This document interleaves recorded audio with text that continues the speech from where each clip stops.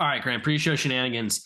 This is probably going to be a quick one, but we know we haven't done a pre-show in a minute. And for all you Black Eyed Peas generation people, I thought this was significant news.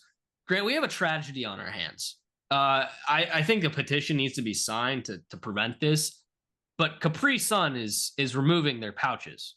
Yeah, they're no, not this going to is be a in very bottles. important They're thing we going need to to be in discuss. bottles now. That's not okay. Yeah, okay. This is one thing I want to start out with. This is something I discovered early on in my life, and it's a mystery that isn't really a mystery. But one thing I thought growing up was what color is Capri Sun? And we're talking Pacific Cooler here, folks. Duh. Not the It was a fruit punch. question. No. Pacific fruit punch. Cooler, of course. Yeah. But that was a question I always asked myself. What color is Pacific Cooler?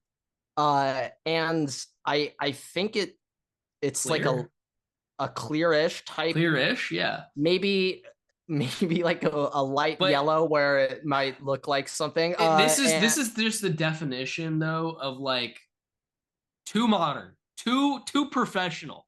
When I'm drinking a Capri Sun, I want to feel like I'm a 5-year-old on the beach in the middle of summer. And I feel like it's a rite of passage screwing up the straw hole in the Capri Sun, accidentally poking through. Yeah, that's like a rite of passage of messing that up. You try to take a sip, and then the Capri Sun's now just going everywhere. That's like a very just sprays everywhere. A very, very basic rite of passage for like every 4-year-old to ever experience. Now that will be going away. My one real thought to this, Everett, and I'm now thinking this. I have a picture of the Capri Sun bottles here. Prime energy has gone too far. Yeah. Prime has gone too far. That was the first thing that I realized. That was the first thing that I thought. After looking at these bottles, Prime has gone way too far. I'll be honest. It's quite impressive, Logan Paul being able to turn around that image. And also the other week, he pushed his dog off of a boat to fake saving it for like this. Have we learned nothing? This dude has shown over and over that he is truly willing to do anything for views. He does not care at all. Well, what it will take. He'll do whatever he has to do to get views. It's crazy to me, but kind of at the same time, power to him, because now he's getting Capri Sun to spend more money on their packaging. It's disrespectful. You can't having Capri Sun do that. Capri Sun is the industry giant. Right. Okay. So if the industry giant is willing, like I bet it costs a lot more to put these Capri Sun things in bottles than it does little pouches, if I were to guess. I would also say I have no idea if they're increasing the amount of Capri Sun, because I feel like, okay, real quick, I've not looked this up. I have no idea how many fluid ounces are in a Capri Sun pouch, but I think I might you have an illusion that it's not as much as 6 in a bottle. 6. Oh, that's not a lot. And that the bottles will be 12. More. So it's double. But I'm assuming it's going to impact the price. So, yes, but I would also guess. I will be honest though. Part of that Capri Sun vibe, you don't ever see them just laying around like they're not in the refrigerator section. You buy them in the boxes. Yes. All right. And then you don't drink them to just have one. No. You drink that whole first one, then you blow it back up, then you smash it, and then you get another one. You just unlocked a memory for. Okay, I feel like how bored you are as a kindergartner, first grader, second grader. The amount of joy you would have after finishing your Capri Sun and just blowing it up like it's a balloon and just pushing it back down and just re-blowing it. But like that could keep me occupied for. Yeah, you want to talk about ADHD? When we were kids, there was no. Maybe you have a DS, but in school, right? No phones, no iPads, nothing, no computers. What do you do at snack time when you have ADHD? Well, I don't know anymore. Maybe at this point, like they may be at the.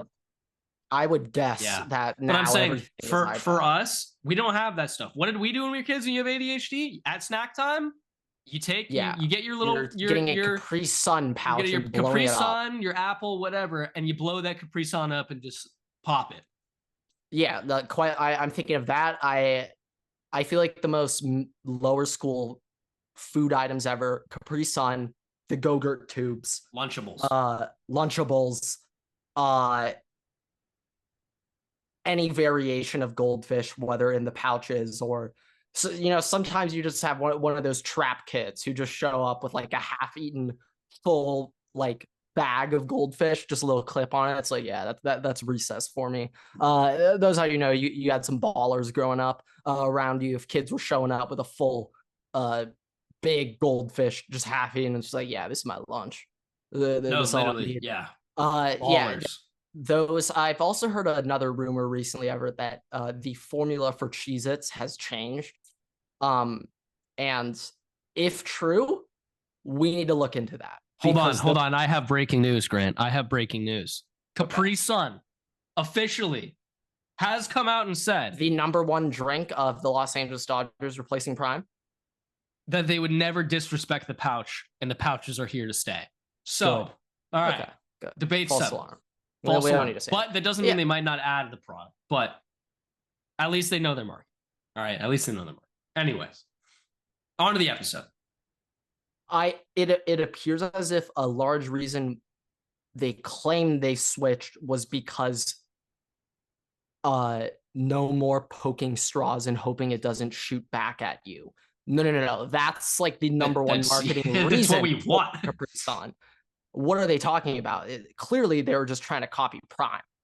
Clearly. Disrespectful. It seems pretty obvious after seeing that packaging. Literally one look at the bottle, I'm like, oh, they're copying Prime. Yeah, we figured that one out pretty quickly, folks. All right, yeah, I think on to football. Yeah? On to football. What is going on, everybody? Welcome back to a very special episode of the Waterboy Podcast. Today's episode 254, and the NFL is back. The NFL is back, folks. Thursday Night Football was yesterday. I don't know when this video will be going up. Odds are Friday Night Brazil football will be over with. It will definitely. You know what? I can just clarify. Friday Night Football will be over before this goes up. Friday Night Football will have concluded by the time this comes out. But we have a big week of NFL football coming up. Some interesting college games, but not really.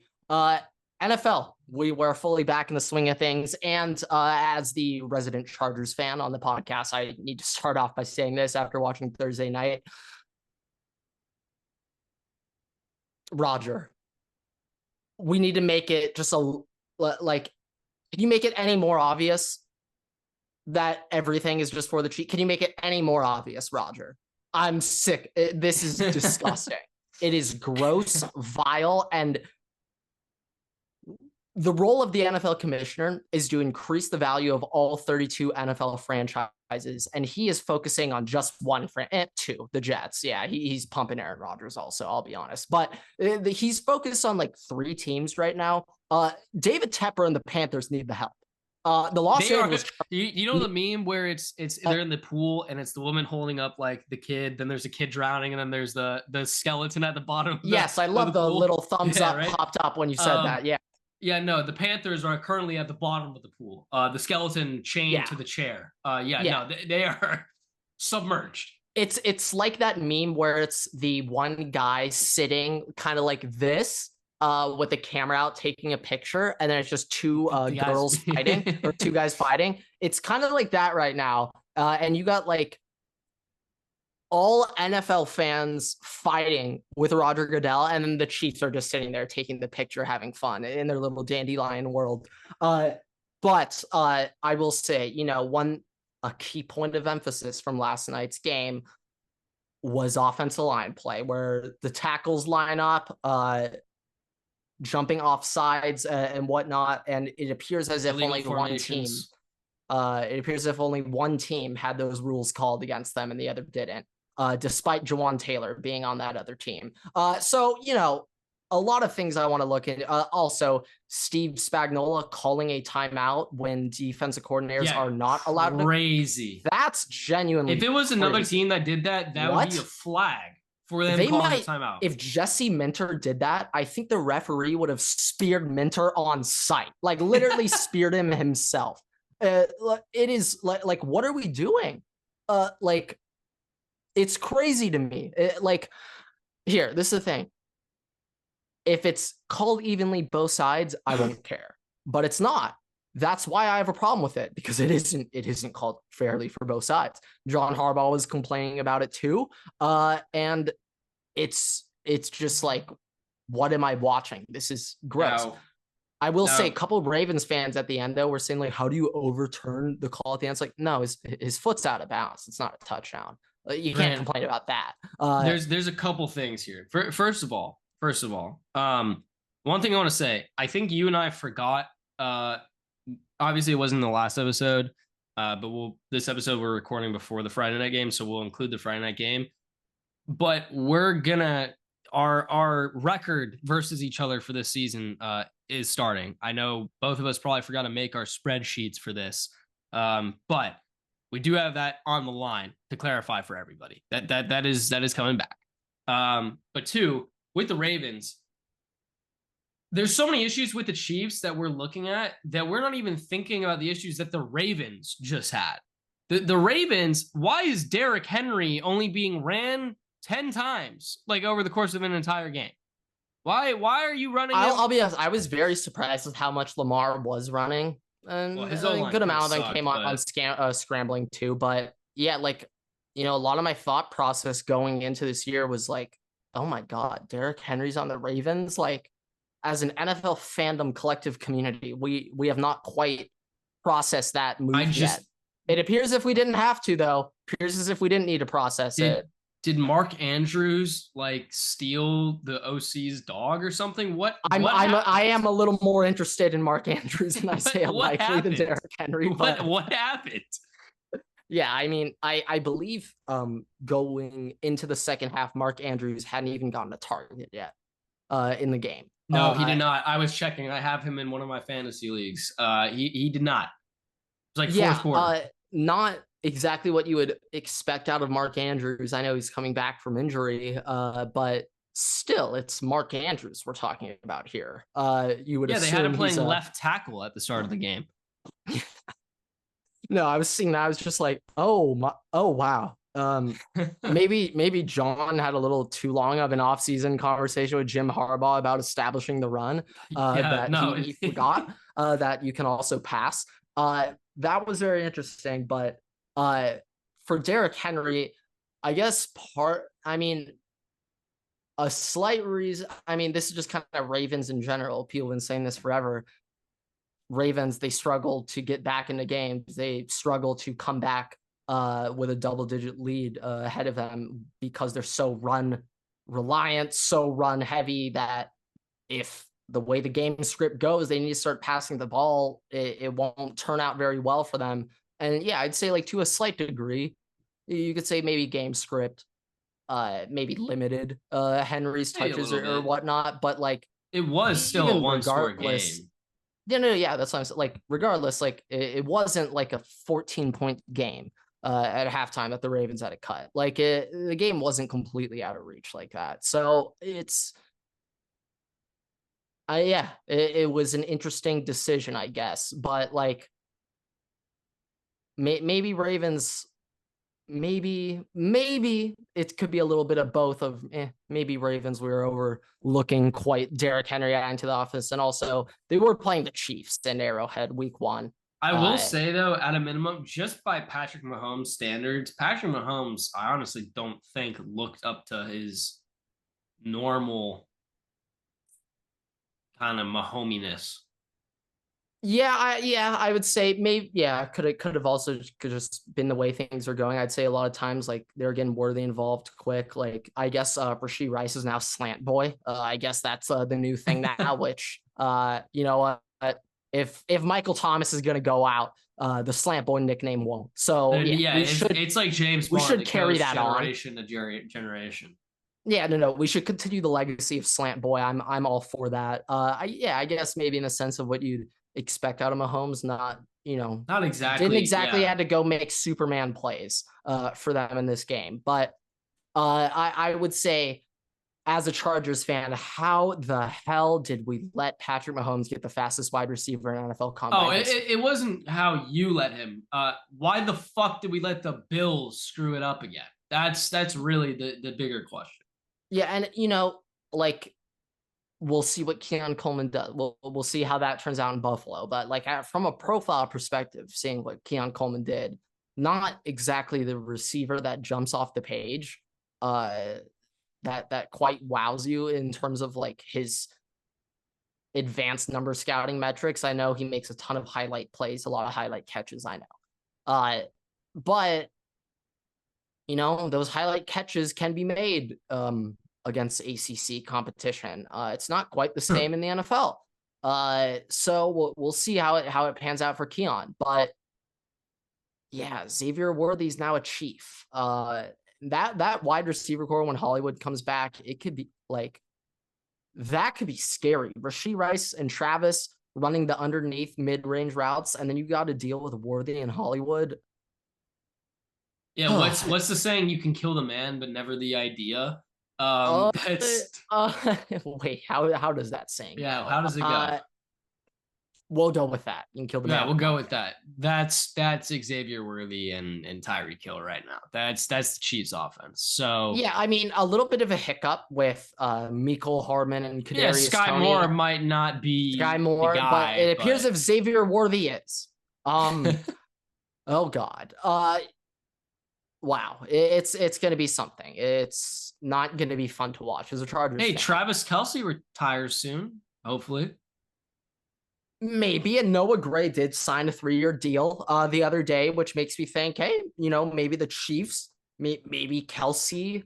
I'm not saying Kelce has told the Chiefs I'm done after the year, but maybe Kelce has told the Chiefs front office, hey, I'm not as locked into staying long term as I maybe was last year.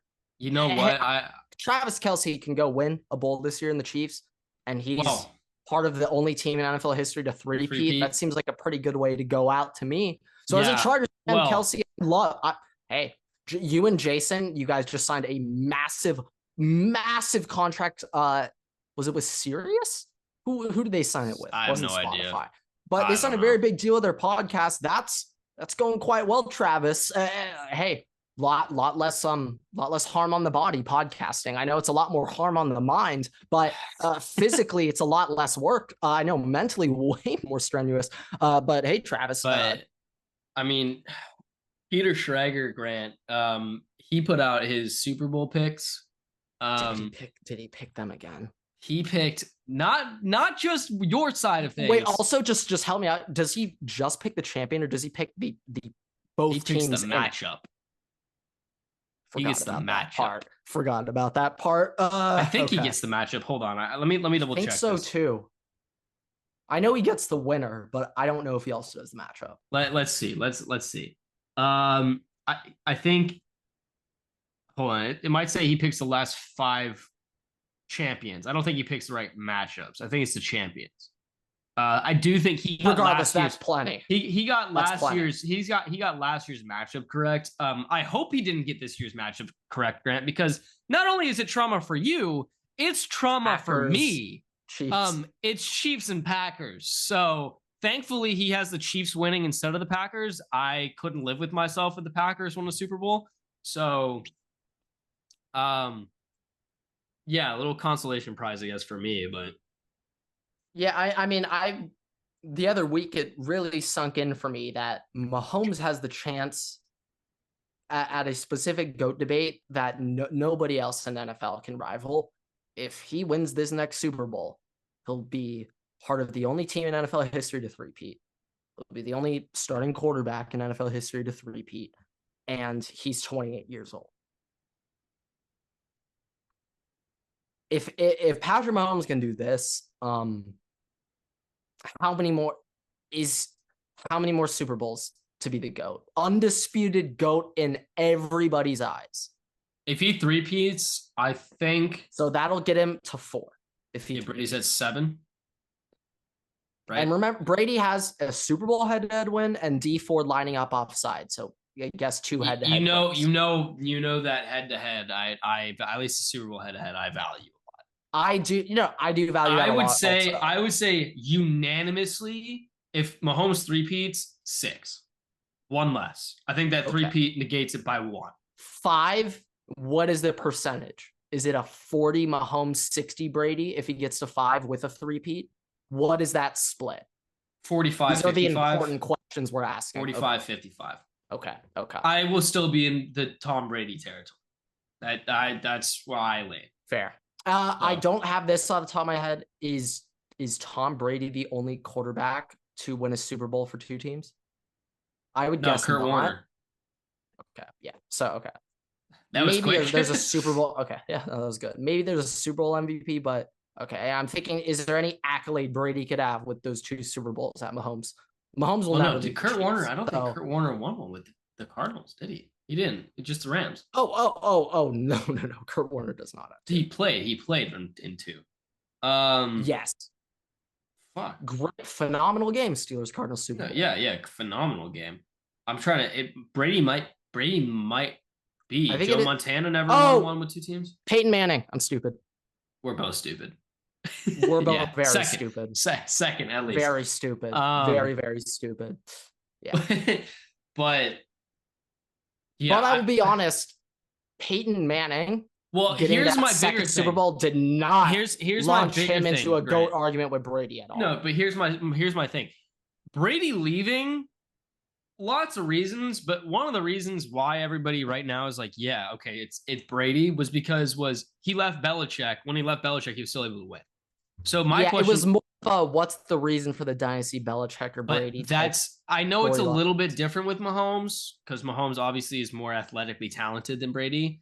But there's still a question if Reed was not there, if Andy Reid wasn't there. I love it. No, let's start this. If Andy Reid wasn't there, conversation going. If Andy Reid wasn't there, Patrick Mahomes is an Andy Reid merchant. If Andy Reid is the best coach in the NFL, I would say Andy Reid is the best quarterback whisperer in the world. Would you agree? I'd agree. Yeah. Then Lincoln Riley. So with that, Lincoln Riley's next, but Andy Reid's on a different playing field. Lincoln Riley has the best quarterback recruiting pitch. 100%. He's coming for Andy Reid right now, though. He's coming for him. Like I was talking about this the other day with my old roommate.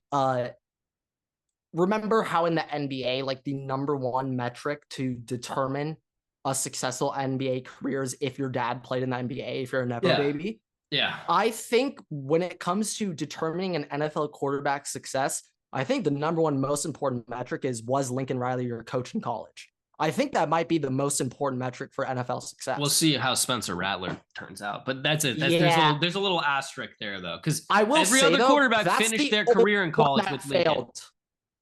To be fair, every other quarterback finished their career with Lincoln Riley. That's true. That's true. So, like Spencer Rattler is the only caveat on there, and you know, if Joe Burrow's an LSU quarterback, and I personally don't believe this, but there's some amount of Oklahoma people out there who say Jalen Hurts is an Oklahoma quarterback, not an Alabama quarterback.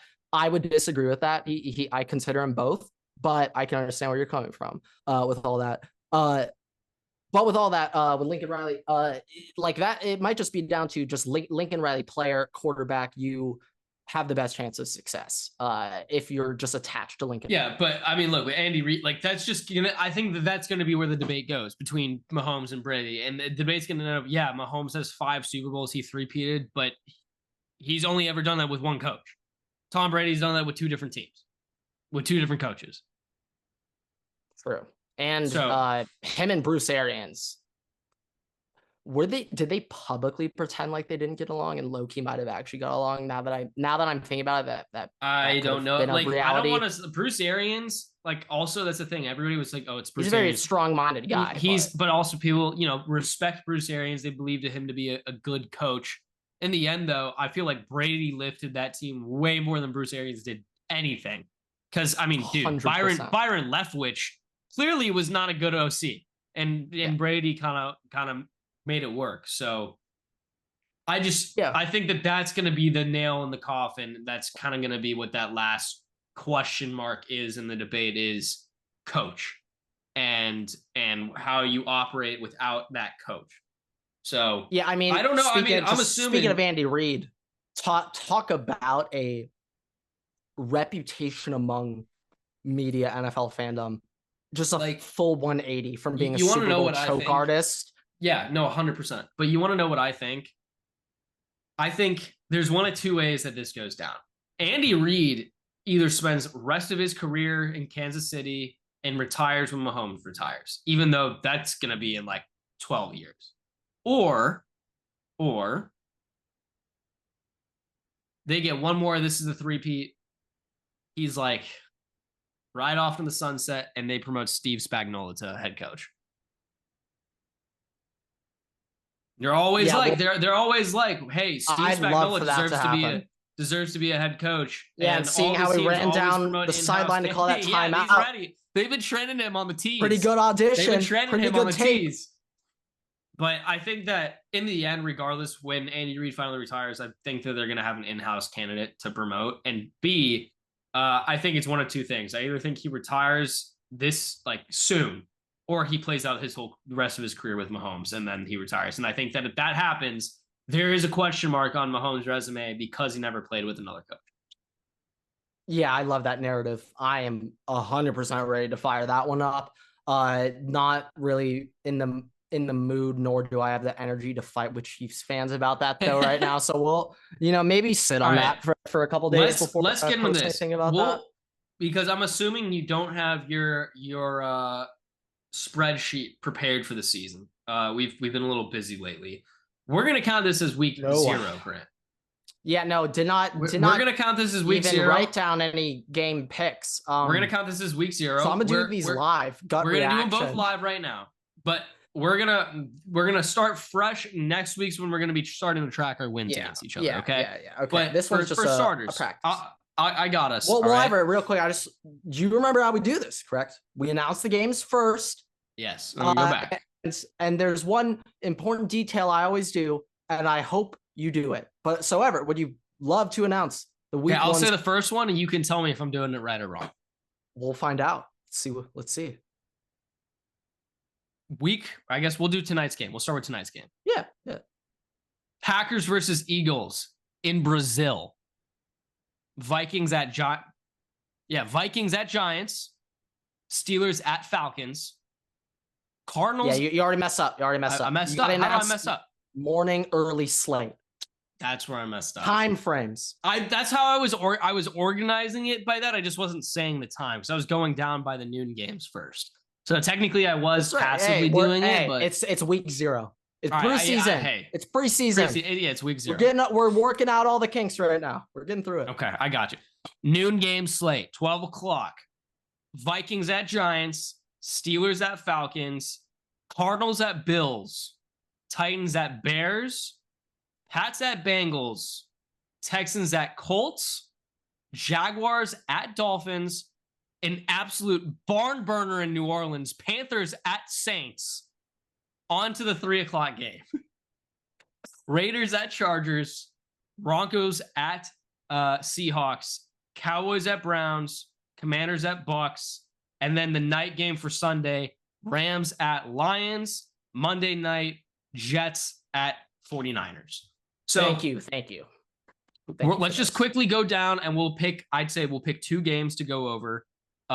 Let's just say our winners for each of those games, and then we'll pick 2 games. I'll start. I'll just run my slate real quick. All right. I'm gonna quickly turn the volume off because I don't want any influence. Okay. Give me a thumbs up when you're done. Okay. Well, you're currently muted for me. Can't hear you. All right. So for everybody listening, Grant definitely has his audio on. He just knows I'm gonna get this shit right.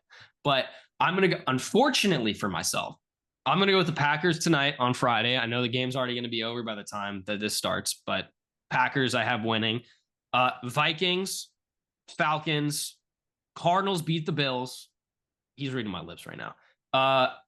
Titans, Bengals, Texans, Dolphins, Panthers, Raiders, Seahawks, Browns, Commanders, Lions, Niners.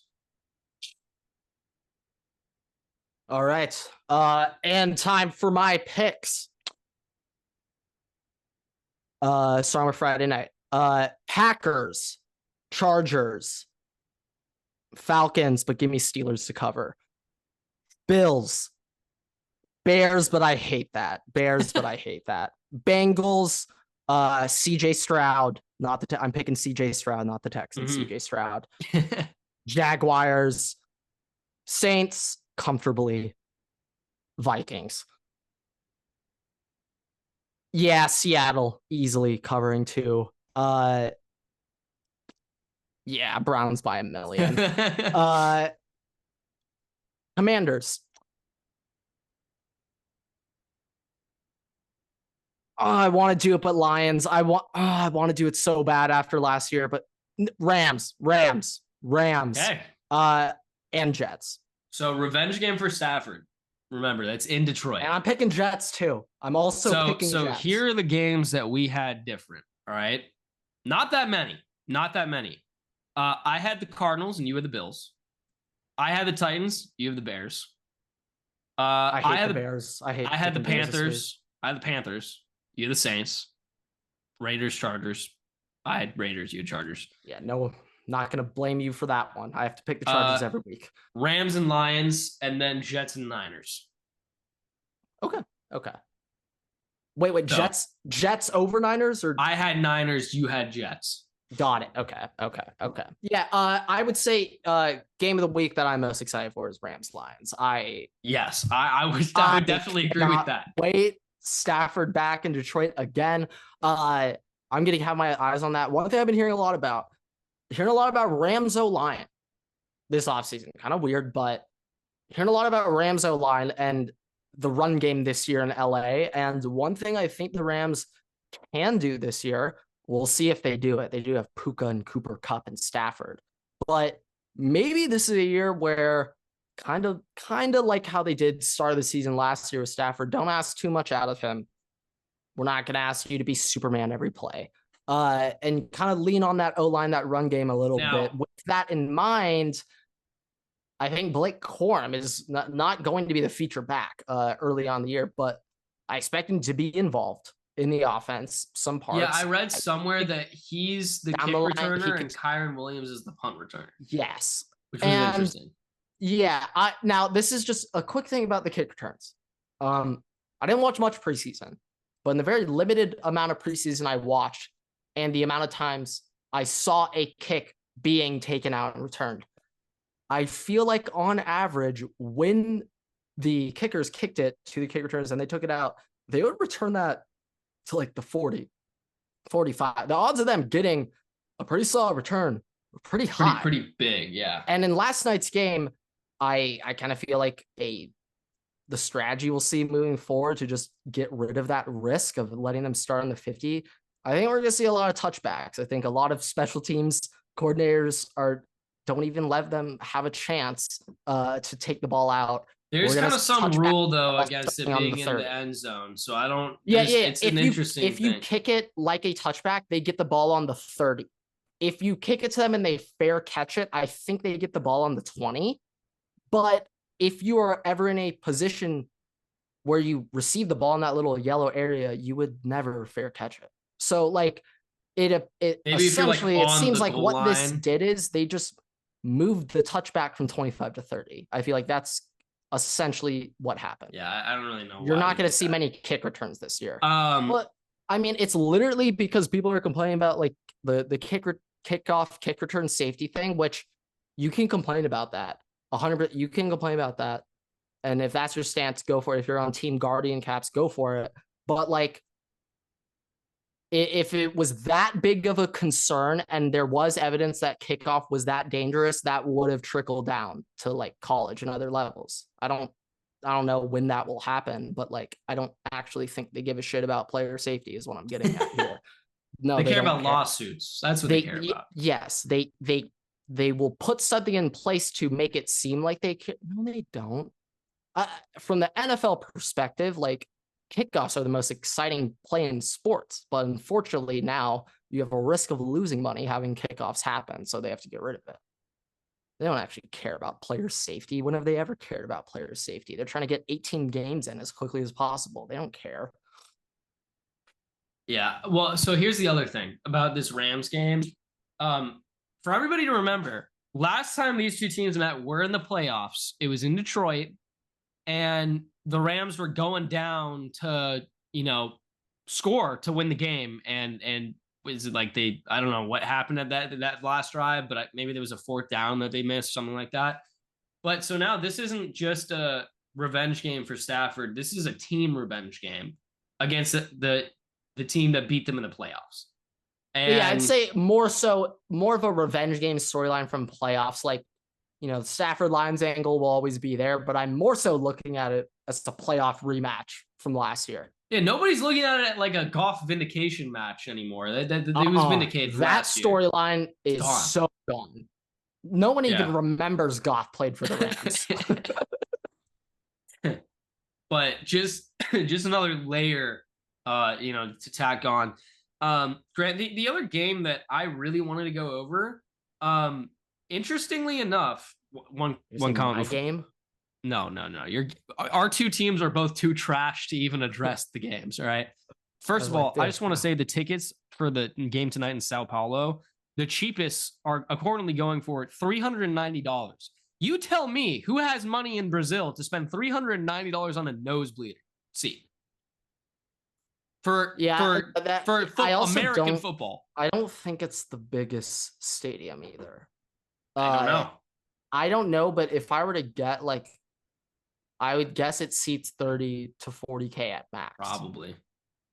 That might even be a gross overestimate on my part. I don't really know. But I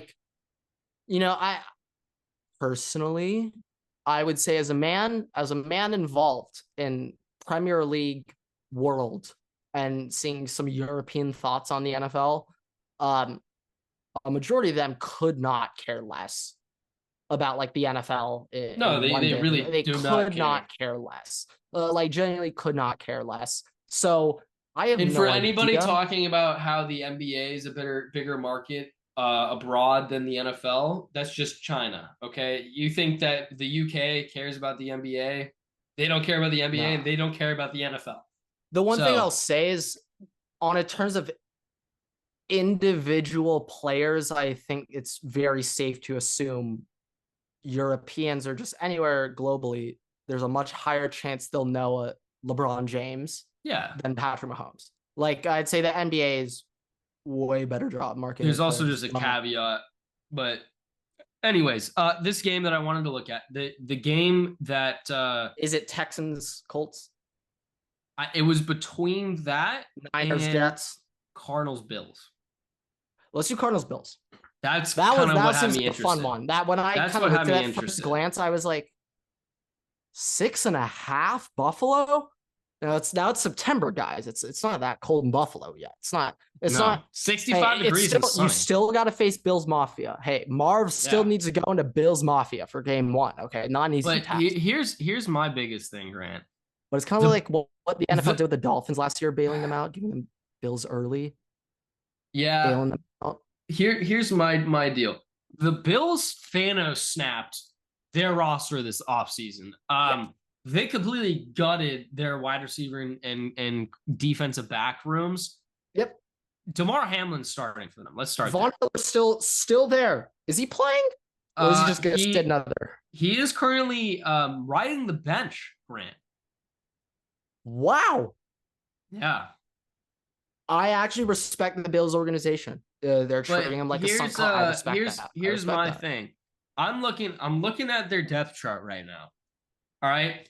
Defensive back wise, their starting corners are Rasul Douglas, Christian Benford. Oh, so you're telling me Marv is about to be he's gonna eat. Welcomed into the NFL quite well. Yeah, with open arms. Welcome. Yes. Yeah. Okay. Yeah.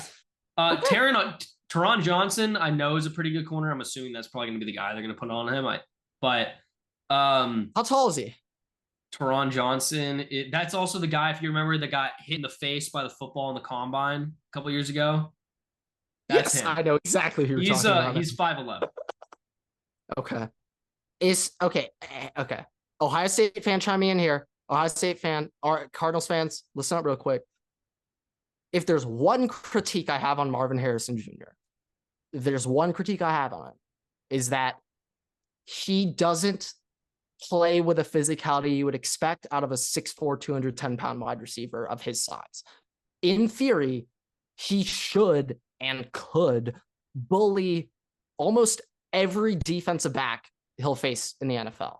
Obviously, not every single one, but just off size, he should be able to play with a little physicality that just no one can match up with him just off of size.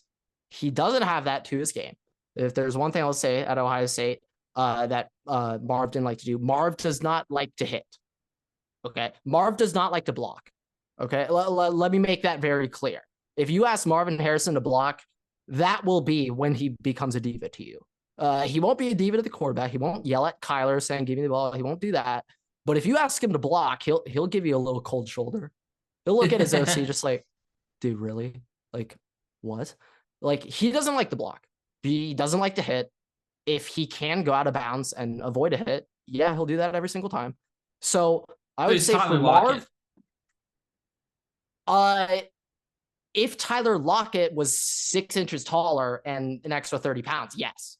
But mentality-wise, is Tyler Lockett. You can say that, yeah. And now people can also say, hey, it's Hunter McCord throwing him janitor nursery balls, hospital balls over the middle. Obviously, he's going to protect himself. And to that, I say, you got a good point.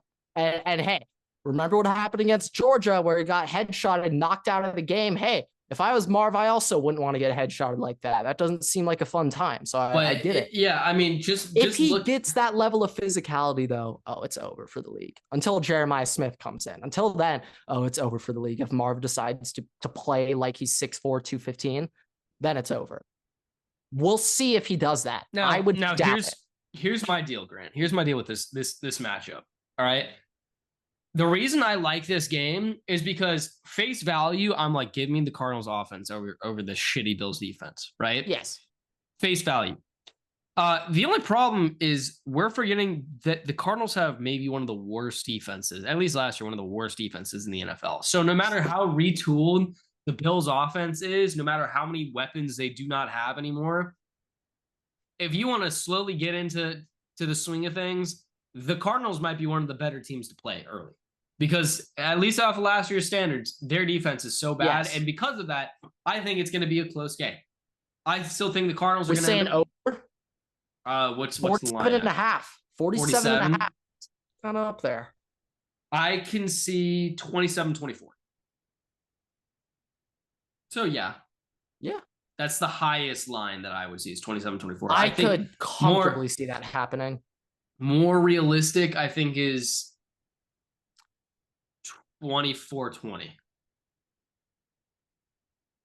Okay. 44.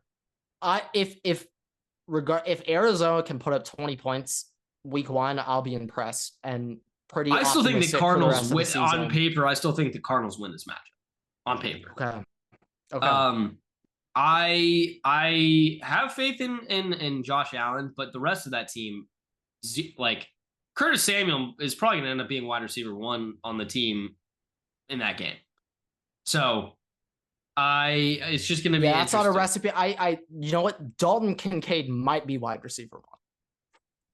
Yeah, no, he will be. He will be. But like at least like on a base level, like Sean Murphy Bunting for the Cardinals is like a halfway decent corner. And so at least that first guy will be kind of taken up. And look, they have Mac Attack Wilson and Kazir White. Kazir White sucked last year, but they kind of have some bigger guys. Like Budda Baker will be on Mac Wilson? Mac linebacker? Wilson. Yeah. He still plays? Yeah. Mac Attack. But Budda Baker, is going to be on Kincaid the whole game. So. Yeah, that's a good matchup. That's an exciting matchup to watch for, actually, now that I think. Yeah. That is a good one.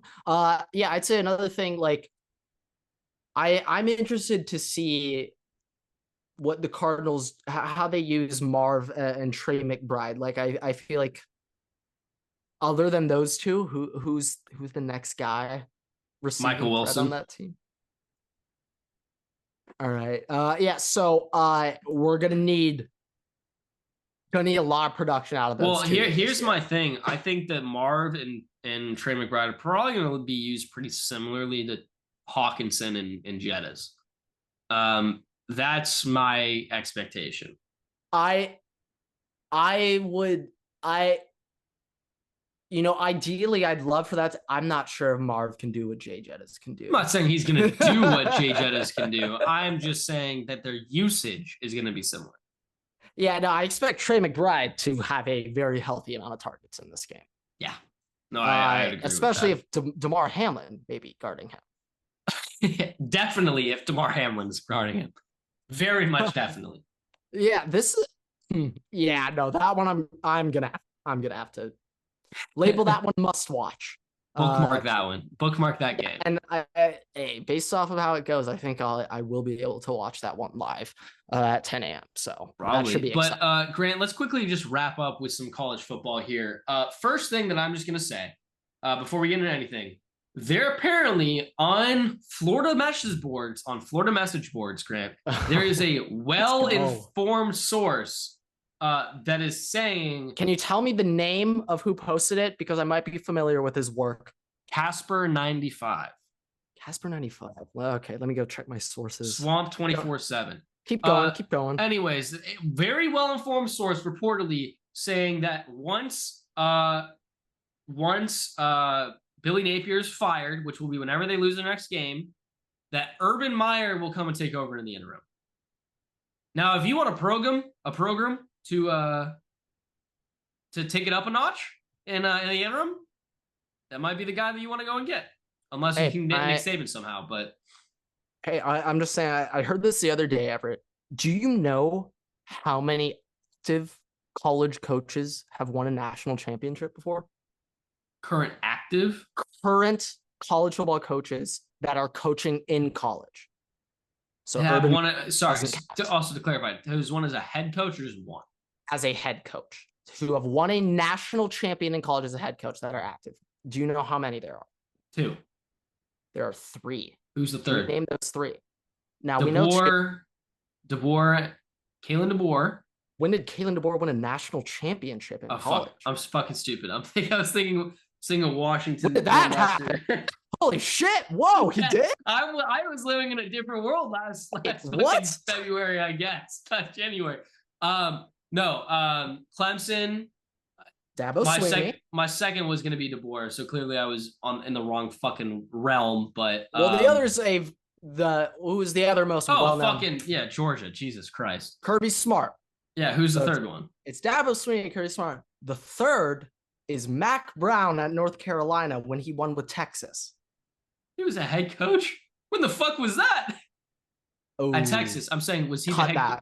Was he the head coach at Texas? You just exposed yourself bad. Yeah, I'm not. I don't care. I mean, it's documented that I have not paid attention to college football until up to a couple of years ago. So I'm cool with that. I'll remember that Young. One in it's the Vince chamber. Young. It's Vince Young. Woo! Wow, folks. Okay. But yeah, it's just those 3. I had some point off of telling who those 3 coaches were, but shit, that's gone. That is so gone now. But okay, week 2 college football. Holy shit. Game of the week.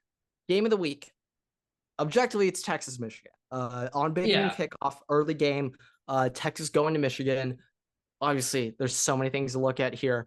I will say I'm most excited to see how Michigan's defense plays Texas's offense. So, in my opinion, Mason Graham is him and Will Johnson, kind of like 1A, 1B, best defensive players in college. I guess you could throw like James Pierce up there, and obviously Caleb Downs. But Mason Graham and Will Johnson are like a different stratosphere of impact in terms of what they can do. Like Will Johnson, the shit that he was doing as a true freshman, locking dudes down, it was unreal. And Mason Graham at 3-tech, the nightmares he causes for any OC is unbelievable. He demands attention up front. If you want to run the ball at all, he needs to be double teamed.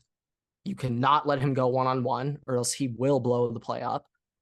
So I'm very excited to look at that angle. I'd say my favorite matchup to watch for is going to be Isaiah Bond versus Will Johnson. I would say that's going to be one of the toughest competition Will Johnson faces all year. Will Johnson will be the toughest corner Isaiah Bond has to face all year. that's kind of my matchup to look at, to watch for, see how that plays out. And another thing, last year at Texas, their secondary was atrocious. So we saw what Odunze, Polk, and Penix were able to do, just absolutely dicing up that secondary, despite the rest of the matchups being pretty well matched up for Washington and Texas last year. I'm very interested to see how that phase of the game works. Michigan's passing offense versus Texas's secondary. Obviously, Davis Warren at quarterback, that was my freshman quarterback in high school. Fun fact of the day. In terms of Davis Warren, like, I know he's an absolute baller. I know who he is. I don't think he's going to necessarily limit Michigan at all. And to any Michigan fan out there, like, shitting on Sharon Moore or shitting on Davis Warren right now, it's like, yeah, you call yourself a Michigan man and you're just gonna go shit on your quarterback. Like, yeah, you're just showing your true colors here. All of you. Like, if Orgy was that good, he would have beaten out Davis. Yeah. Don't be mad at Davis Warren for winning the job. If anything, first, don't be mad at Alex Orgy. If anything, respect Alex Orgy. He seems to fully support Davis Warren right now and be behind him. But if anything, be mad at your university for not actually giving Sharon Moore a contract as head coach. Be mad at your university. Be mad at Sharon Moore for not going into the portal and going after a quarterback or receivers or anything. Clearly, Sharon Moore thought in his mind going into the season, Alex Orgy was going to be his quarterback. They're going to have this run-heavy dual threat option look out of the backfield with Orgy being able to run. That's what Sharon Moore thought. Clearly, that isn't capable of happening. And if you saw Orgy's one throw on Sunday, he had a receiver, I don't know, 8-yard throw through about 6 yards short into the dirt. Clearly, Alex Orgy can't even operate a Michigan offense. That's not a good sign. For reference, folks, Joe Milton, massive gunslinger in a battle of Drake May. Jim Harbaugh said Joe Milton wasn't good enough to play quarterback for a Michigan offense. If Alex Orgy isn't good enough to be a Michigan quarterback, yeah, that means you're not a quarterback. That's what that means, honey. That's what that means. But anyone coming at Davis Warren right now as a Michigan fan, especially, I don't understand how you even look yourself in the mirror and try to act like you're a Michigan man, because a real Michigan man would stand behind your starting. This is coming from an Ohio State fan too. Yeah, this is coming from me too, as an Ohio State fan. I know Davis was I know from high school. So there's a little love there. I get it. But also another thing I will say, with all that being said, kind of a storyline I was hearing going into this year, and I think it makes a little bit of sense. But we look at Sharon Moore, we look at Dan Lanning a little bit, and then holy shit, I forget my other example. Maybe it'll come to me, but we're seeing a couple of coaches come from big time programs under big time coaches, from more under Harbaugh, Lanning under Kirby Smart, and they're taking over big time programs right now. They're in very high pressured situations, very big time jobs. And I think a lot of these first time head coaches, they know, they have an idea of how they want to coach, of course. And I think in the back of their mind, they got a bunch of little reminder, conflicting messages from their old head coaches about how to operate a national champion winning football team. So one theory I was hearing, specifically with Oregon and Michigan last week, is that both of these head coaches, coming from great programs with great head coaches who have won at the highest level, these new head coaches, younger guys, were trying to limit their playbook pretty hard in that first week. And I don't think they're quite at a level yet where they understand how to limit their playbook, not put things on tape for opponents down the line, while also still having enough of a framework to go out and dominate an FCS school like the Idaho Vandals. Yeah, look at you, Dan Lanning. A 10-point win against Idaho is not impressive. Anyone in that comment section on that TikTok saying, we're going to beat USC by 30 from after what I saw last week. What? Now, if Oregon were to play USC this week, I'd probably pick Oregon to win. But there's nothing that I saw last week that would make me feel like that. That's purely off of preseason thinking. I still would put Oregon over USC, just what I think of Oregon. But from what I've seen of Oregon, there's absolutely nothing that I've seen from them that would make me want to say they're a top 10 team. Like, what? They barely got out of Idaho. People are saying, dude, Dylan Gabriel had like an 80% completion percentage, 400 yards and 2 touchdowns. Yeah, on 50 times. Pass attempts. That's not good. That isn't good. You had to throw 50 times to only beat Idaho by 10. You had to throw 50 times, only put up 24 points against an FCS school, and you're confident? Holy shit. I thought we lived in a delusional la-la land, but I guess in Eugene, Oregon, it's a little bit different. What? What are you talking about? The one excuse I'll give you is maybe Dan Lanning did a little too much trying to hide up the playbook and limiting the offense and showing a very plain vanilla base offense. I'll give you that. Maybe that was what was happening. And as a second half, they were kind of opening the playbook. So I kind of think so to agree. But more so on the Michigan side, Everett, part of me thinks that Alex Orji is going to roll out there as starting quarterback for the first snap against Texas. Part of me thinks that. Part of me really thinks Sharon Moore decided to go like true extra levels of hiding tape. And maybe they're doing what they did with Cade McNamara and JJ McCarthy 2 years ago. Cade got the first game, then JJ. We all knew JJ was going to be the starter. But maybe instead of that, to make it seem like they gave Cade fair competition, maybe they just started Davis week 1 to have Orji start and Texas can't see anything. Like, I'm not ruling that out. It's possible, but even then, they still played Orji. Yes. Like, at minimum, I think it's very safe to say Alex Orji will be on the field for some double quarterback packages. Like that, I think it would be crazy to not think that, especially with who Michigan's receivers are. Reminder, everyone, they don't have any. So yeah, Alex Orji might be the best wide receiver on Michigan today. Yeah, athletic. Probably you could convert him midseason. Yeah, do what you guys do with Devin Gardner. All right, Grant. You know, Devin Gardner's like, nah, I know you originally said you had 2 games you want to go over, so I'm gonna let you finish with the second game. That was okay. Texas, Michigan's first, and the other one, Colorado, Nebraska. Like both of these programs are at a weird point where the winner of this game is gonna get so much hype, and the loser of this game is just gonna be like, okay. Actually, I'm gonna say it for both teams. The loser of this game is kind of going to get clowned. I wouldn't say into oblivion, but they'll be clowned. Whoever loses this game will be clowned, and whoever wins it will receive a lot of credit for the win.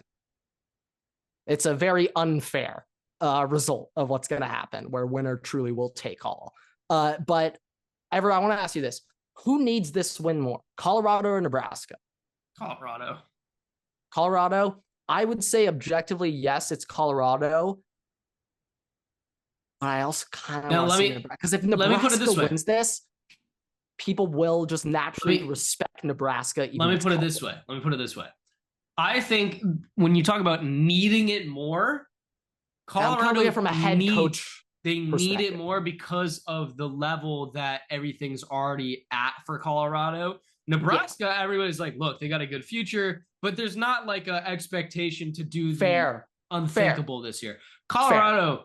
When your last season with Shedeur and all that shit, like there's some lofty expectations here from Colorado after last season. This season, the promises Dion made last year did not come to fruition. And it appears as if he only brought like 4 Louis bags with him also. Shedeur, Travis, and Jimmy Horn. And then also the tackle, I believe. I don't remember his name. 4 Louis bags, that's it. But yeah, I mean... hand-me-downs. There's been nothing at Nebraska. No promises made. Just hey, we have Dylan Raiola. That is true. They have not put a target on their back. That is true. That's it. And people are the ones saying, "Yo, like, don't look at Nebraska coming out." But I think, hey, I'm looking at coming Nebraska down the track. Like, they're coming down the track this year. But hey, oh God, Raiola.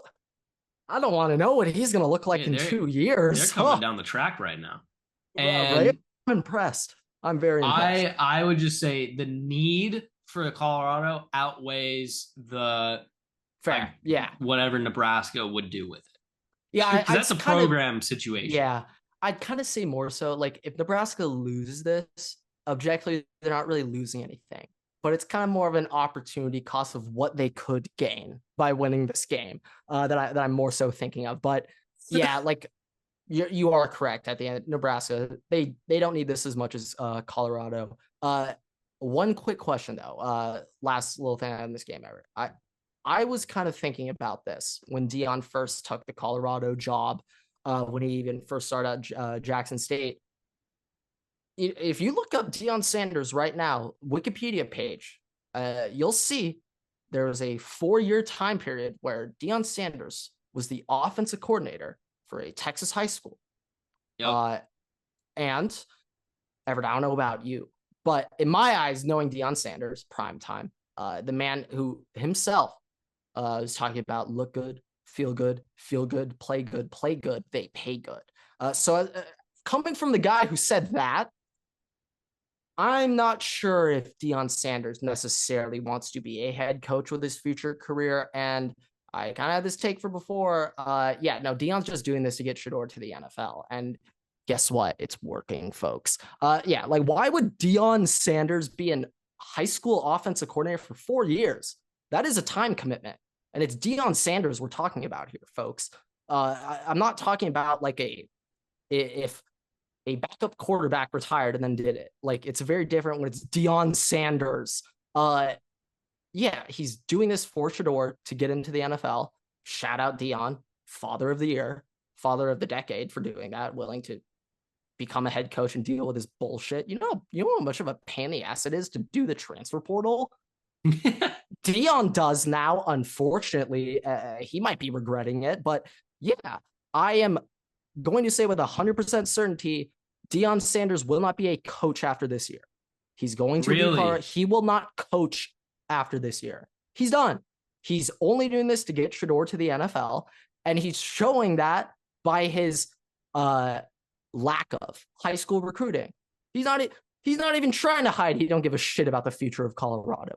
It's all this year. And who knows, maybe Deion has even thought in his head, as screwed up as it is, because it puts Shedeur at health risk, but maybe he is thinking maybe the best way to get Shedeur to go number one is if I don't put him around a good O-line and show that he can pull stuff out of his ass and make plays on his own. Maybe there's part of Deion that thinks that. I have no idea. But it seems to me that Deion could not care less about the futures of 81 scholarship players on his team. The only 4 he cares about is Shedeur, Travis, Jimmy Horn, and Shiloh. Can't forget Shiloh, of course. That's what even Deion says when he gets interviewed about Shedeur going to the draft. He'll follow that up with don't forget Shiloh. No. We're going to forget about Shiloh because you have failed to coach him. Shiloh made, 6 late hits in week 1?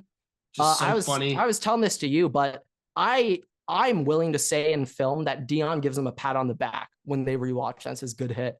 Because clearly he's not disciplined for those. Clearly he's not punished for late hits when any other head coach that was concerned about the future of the program, they would get on the kid for 6 late hits in a game. You just gave them 6 free first downs. What do you mean? That should have been fixed after the first time, Everett, but it happened 5 more times. Yeah, no, Deion's not going to coach after this year. He's done. He's getting Shedeur to the NFL. Hot take. I don't think it's very hot at all. Do you think he's going to stay at Colorado? Why? I just why? I can't envision a school like Colorado basically taking him on a loaner offer. I can. Look how relevant they are. No, they're relevant, but I just I feel like in the contractual part of those things. I mean, it's Colorado we're talking about. Yeah. I mean, this is the most relevant seat my question had ever. Here's what my question would be. My question would be, if he leaves, does he leave for a job in the NFL on whatever team Shedeur's on?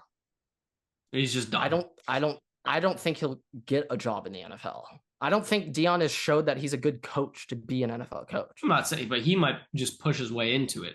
That's kind of how it's worked to this point. Could have. Hey, and that could be it. Maybe Deion is currently calling up Deion has said himself, there's 4 teams Shedeur will play for. If not, it'll be an Eli. That's what he said. His words, not mine. I personally wouldn't be saying that if I were Deion. I probably wouldn't go tell the NFL I will Eli Shedeur if these 28 teams take him. I probably wouldn't be saying that. But hey, who knows? Maybe Deion does have those 4 teams in mind, and he already has a pre-written, arranged contract that he'll go and be their quarterback. I don't know. I think it's just going to be, what's going to be interesting is when that team for the number 1 pick gets locked in halfway through the season or whatever, 2/3 of the way through the season. I think that there's a non-zero chance that Deion calls and be like, yo, do you have like a quarterback role position or something? Or an advisor, not even like just an advisor position. Yeah. I can see that too. I do think though, and I mean this in the best way possible. Like Deion Sanders was willing to risk his public image, being a coach and stuff, for Shedeur. In my opinion, I don't think Shedeur could be where he is right now to have a chance. Like people are saying, hey, who knows where he can go? I think we all agree he's going first round. Shedeur's shown me as a quarterback talent. He is talented enough to be a first round quarterback in the NFL. 100%. I agree with that. So Deion, in my opinion, has done what he has set out to do. He has done it. Deion being willing to go to Jackson State, spend those 2 years with Shedeur, getting him ready, taking him over to Colorado. Deion tipped the cap. He's doing what he want to do. I believe this whole coaching thing is to get Shedeur into the NFL. I mean, I don't disagree with that, but it's just a question of what he's going to do afterwards. And I could still see maybe he coaches another year after they're gone, and then he's really just like, fuck this, and then he decides to hang it up. I just don't know what Deion has to gain sticking around for another year in Colorado when all of his kids are gone. Like Travis is gone, Jimmy Horn's gone. He's not recruiting for the future. Well, no, it's just kind of a question of maybe he just wants to see if he he's retired. Like he hasn't done anything else for the last couple of years besides just coach. So it's maybe just see if, this is what interests me as a retired player, right? Something to do. So that's that's just what I'm curious. And I think that there's probably a decent chance that after a year, he probably wouldn't be like, this isn't for me, but I don't know. But I think with that, one last fun fact before you exit outro, but Everett, I've just been informed that the Duke's Mayo Classic Bowl game, that's off. That's canceled. Did you know that this Saturday, Tennessee NC State is the Duke's Mayo Classic? Now I don't have this confirmed. I'm just reading the ESPN schedule for week 2, and I'm seeing Duke's Mayo Classic Everett. If the winner of this game gets a Mayo bath, so back. We are so back if we Mayo bath the winner of this game. Please, I need to see Josh Heupel just lathered in mayonnaise. That would be the funniest image ever, please. Funniest thing ever. Also, a bit of a sucker line on that game. I think a lot of people are going to be picking Tennessee. I would like NC State to cover there. Don't think it's going to be a blowout for Tennessee. Don't think so. With that, thank you guys so much for watching Let's Raise 5 Stars. You can find us on Spotify, TikTok, Twitter, and on Instagram at WaterboyPod. You can follow me and Grant on Twitter at Everett6 and at WaterboyGrant. We post new episodes every week on YouTube and all podcast platforms, so make sure to follow us there so you don't miss a single episode. We also post on TikTok and on Instagram every week, so make sure to check us out there for exclusive content, and we'll see you guys in the next episode. Waterboys out.